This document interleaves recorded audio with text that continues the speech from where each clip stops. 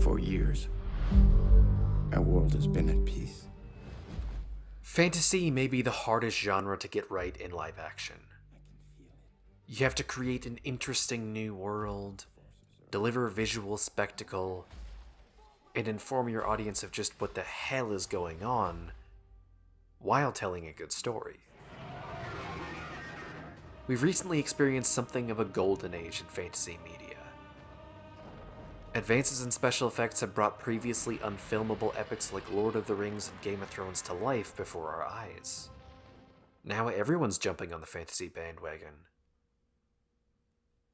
But it wasn't always this way. Let's revisit a time before all of this. It was an era shrouded in a mist of hairspray and cocaine. The 1980s.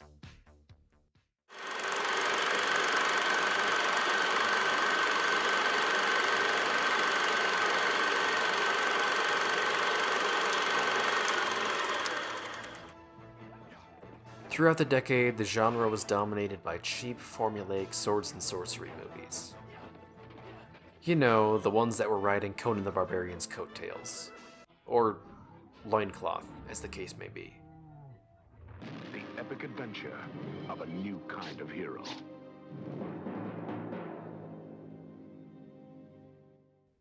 There were a few exceptions, though. Lavish productions like Legend, Excalibur, and our movie for this episode. Dragonslayer was a flop back in 1981, but it's picked up a cult following since. George R.R. Martin named it the 5th best fantasy film of all time. But what does he know? Let's see if it lives up to the hype. Dragonslayer opens in a remote corner of medieval Britain called Kraganmore, where a group of men have traveled to meet the wizard Ulrich. They come from Erland, a kingdom plagued by the ancient dragon Vermithrax Pejorative. They seek the wizard's help, but they don't get much of a welcome. Is this? Yes, this is Kraganmore, and yes, this is the house of Ulrich, and no, he won't see you. Hear me, you who dwell in Kraganmore! Ulrich, we will stay here until we are heard! Luckily for them, Ulrich proves sympathetic to their cause. What is it? We have visitors. I will see them. You will? The aged wizard is played by English actor Ralph Richardson, who gives this standout performance of the movie. Welcome to Kraganmore. I'm Ulrich. Which of you men calls himself Valerian? We are here on behalf... I know why you are here. Ulrich is a tragic figure. As the story begins, magic is in decline. Ulrich muses about the achievements of his predecessors, which far outweigh his own. Belisarius wore this before he died. You know, I actually saw him change lead into gold. I could never do that. Not only is he the least in a long line of wizards, he doesn't expect to leave much of a legacy. You want me to do battle with that? Who else can we turn to? Did you try the Meridid sisters? What about Rimbod? I heard tell he killed a dragon once. They're all dead. You're the only one left. Richardson's world-weary charm provides our only relief from all of this doom and gloom, making him one of the movie's best assets. When I've gone, see you keep your nose in your books and your hands out of my reagents. The King of Erland is committed to appeasing Vermithrax no matter the cost.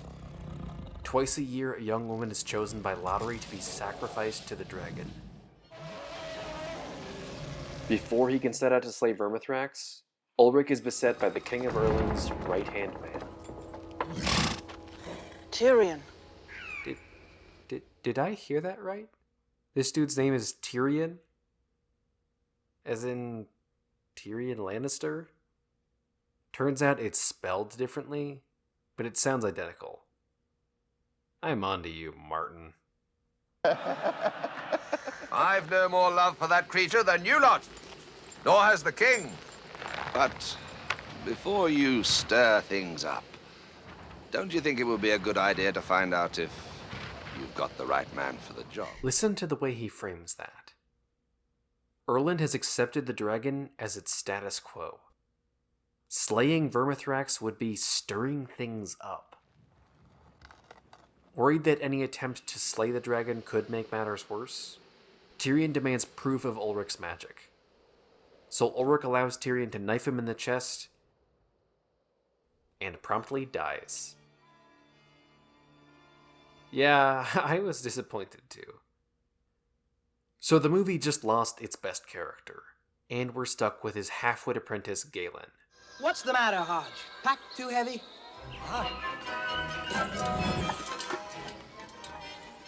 Oh yeah, he's also a total dick. Aside from harassing the elderly, our sociopathic Luke Skywalker knockoff is also the type of dude who intrudes on people while they're taking a bath. What are you doing? Don't come in. How's the water? Not cool, Galen. And that's how we find out Valyrian is a woman in disguise. Her father passed her off as a boy to keep her out of the lottery, and somehow nobody's figured it out yet. Even Galen claims he knew from the beginning. Then again, he does look pretty shocked when he sees her naked. It's hard to believe this passed for PG back in 1981. The 80s were so coked out and horny you could see boobs in a Disney movie. Oh yeah, I should have mentioned. This is a Disney movie. And I don't mean it was technically a Disney movie like Pulp Fiction. That doesn't count. Besides, if they keep their IP acquisitions up, Disney will probably own Cannibal Holocaust in a few years. No, Dragonslayer was a proper Disney production, co-financed by Paramount. Hodge. They reach Erland, but not before losing Hodge, the second best character in the movie. Before he dies, he entrusts Galen with Ulrich's ashes, as if to drive home the painful realization that we're stuck with this dude for the rest of the movie. Were the filmmakers trying to antagonize the audience? We're near the lair. The lair? Where is it? Doesn't matter. Show me. The instant they near the dragon's lair, Galen decides it's Dragonslaying time. In latibulum. Inquinatum. Draconis!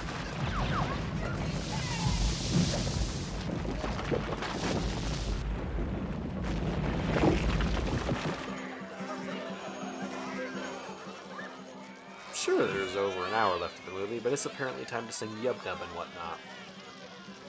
Without fear of the lottery, Valyrian presents herself to the village as a woman for the first time.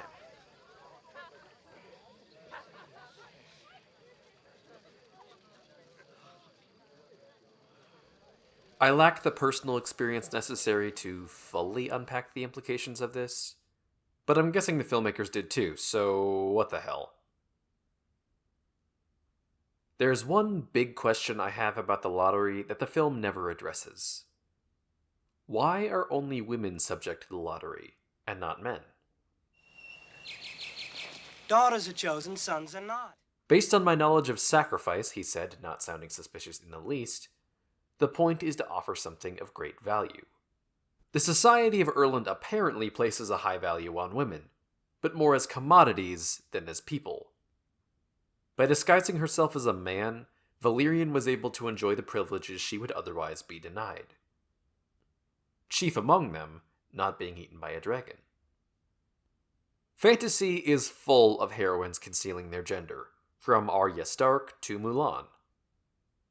While their secret is inevitably revealed, Valyrian chooses to reveal it herself. She's not happy living as a man, regardless of the privileges that entails. She wants her community to see her the way she sees herself. Wearing a dress doesn't make her a woman, it's just a signifier of her identity. I'm using semiotics vocabulary to talk about Dragonslayer. What is wrong with me? You did this to me, you Swiss bastard. Anyway, the key takeaway here is that the 1981 fantasy film Dragonslayer includes a subplot that's accidentally about gender dysphoria. And I think that's fascinating. Now, let's move on to a theme that's explored more intentionally. The king would meet our newfound benefactor and offer his gratitude to the one man who has succeeded where so many have failed. While the villagers celebrate Vermithrax's apparent death, King Cassiodorus is less than pleased. Did you ever hear of King Gaiseric? Oh, no, of course not. You weren't even born. He was my brother, a great king and a valiant man at arms. He's a weak king living in the shadow of his heroic brother. Kind of like Prince John from Robin Hood. Rhinos, halt! Stop! Desist! So he brought forth his broadsword and his spear, assembled his best company of fighters, and went out to do battle.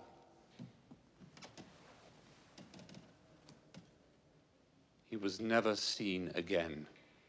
But his attack provoked the most terrible reprisals. Whole villages incinerated, entire crops burnt. Rather than confront the dragon as his brother did, Cassiodorus instituted the lottery to appease it. But your children were dying! Only a few. Does that sound cruel? It is better that they should die that others might live. The king's lottery has a fatal flaw. Despite containing the damage, it does nothing to address the core problem. Vermithrax. You can't make a shameful peace with dragons. You must kill them as I have done. Cassiodorus is so committed to this ineffectual system that he dismisses actual solutions as radical. The lottery treats the dragon not as a problem to be dealt with, but as a reality that must be accepted. As a result, Cassiodorus considers would-be Dragonslayers a greater threat than Vermithrax, who, I cannot stress this enough, is a literal dragon. If you think about it, Vermithrax and Cassiodorus are essentially on the same side here. The dragon gets to eat, and the king stays safe. It's better for everyone this way. A king must protect his people. Naturally. Just as he protects his daughter. His daughter is secretly exempt from the lottery, and wealthy families bribe him to keep their own daughters safe. Only the commoners suffer. The king is comfortable with this arrangement, but only so long as he remains insulated from the consequences. Cassiodorus defends the lottery until his daughter volunteers to be sacrificed. All of a sudden, the idea of slaying the dragon doesn't seem so unreasonable to him. Fantasy is often sympathetic to the perspective of kings and princesses, but not Dragonslayer. Here, those in power will only accept change as a last resort. That's a fairly revolutionary sentiment for a movie that could have easily been a straightforward fairy tale. I didn't think it would be necessary. Vermithrax is an old dragon, and that I thought was the beauty of my plan. Time. We'd wait it out. I'd live to see the end of it. So is Dragonslayer really the 5th best fantasy film of all time? Well, that's being a bit generous. Sorry, George. I love your books, by the way. To really express my thoughts about this movie, I'm gonna have to talk about the ending. If spoilers are a problem for you, it's time to go watch the movie for yourself. Vermithrax returns after the landslide, surprising absolutely no one. It's my daughter. Save her, I beg you. With the king's blessing, Galen confronts the dragon in the visually stunning Lake of Fire sequence.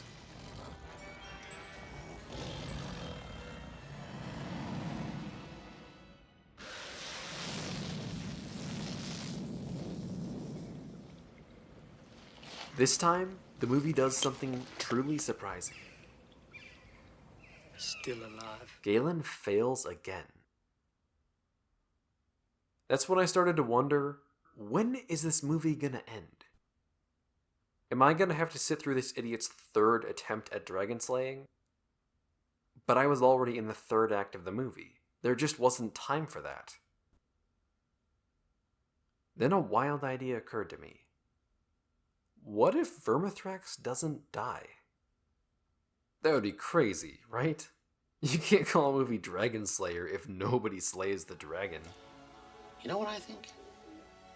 Magic, magicians. It's all fading from the world, dying out. That makes me happy. That means the dragon will be dying too. Maybe the real Dragonslayer was the cruel inevitability of time all along. That would be a frustrating ending, but I would have admired the audacity. No, it turns out the movie lands on an entirely different but equally frustrating ending. Remember Ulrich, my favorite dead boy? Turns out, he's not really dead. Well, he's kinda dead. But he can be resurrected if his ashes are poured into the lake of fire.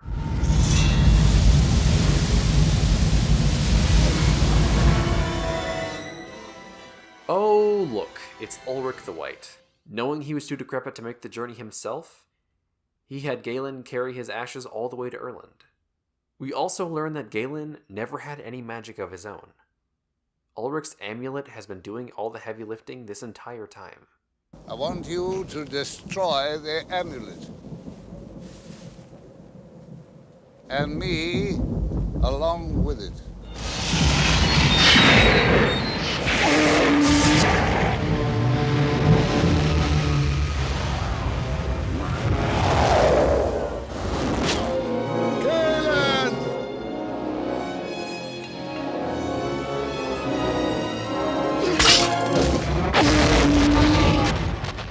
Apparently, wizards explode when you break their jewelry. Okay, let's break down Ulrich's plan. Step 1. Ulrich goads Tyrion into killing him. Off to a bad start already. Step 2. Hodge cremates his remains and collects the ashes. Step 3. Galen mistakes Ulrich's magic for his own and sets out to slay the dragon. Galen doesn't know about the plan, by the way. Step 4. Having carried the ashes all the way to Erland, Galen receives a cryptic vision instructing him to dump them into the lake of fire. Step 5. The resurrected Ulrich allows Vermithrax to snatch him up in its talons. Step 6. Galen crushes the amulet, causing Ulrich to explode and kill the dragon. That's a lot of steps just to get from point A to point B. Ulrich isn't much of a wizard. Really, he's just history's most convoluted suicide bomber. This plan could have been a lot easier if Galen had just known about it. He nearly gets himself killed fighting the dragon just because Ulrich couldn't be bothered to let him in on what was going on. Even if Ulrich can see the future and knew this would work out in the end, it's still kind of a dick move. People need to stop hating on Gandalf for having the hobbits walk to Mordor instead of flying on the backs of eagles. I'd take Gandalf over Ulrich any day. Besides, Sauron would have just seen them coming from miles away and dispatched the Nazgul on Fel.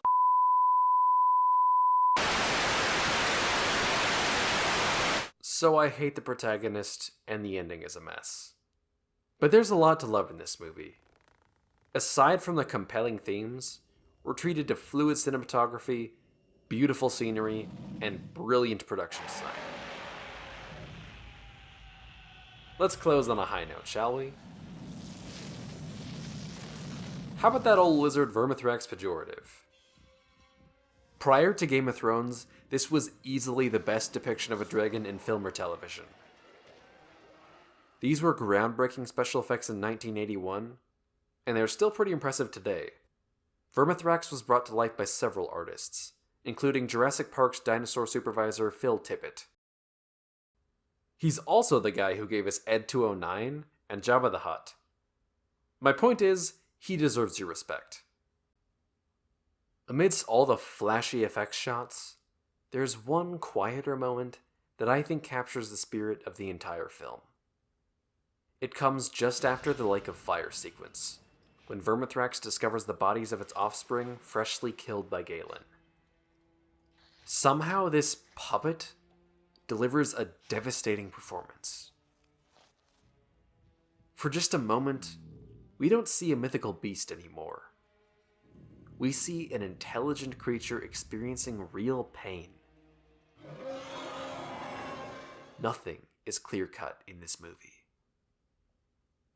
Heroes aren't special. Villains think they're serving the greater good. and even the most fearsome beast has a heart.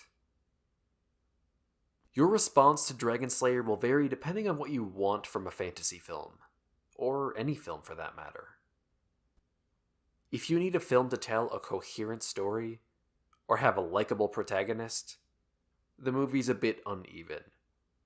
Equal parts fascinating and frustrating. But if you're looking for a sensory experience, a lush world to explore, look no further.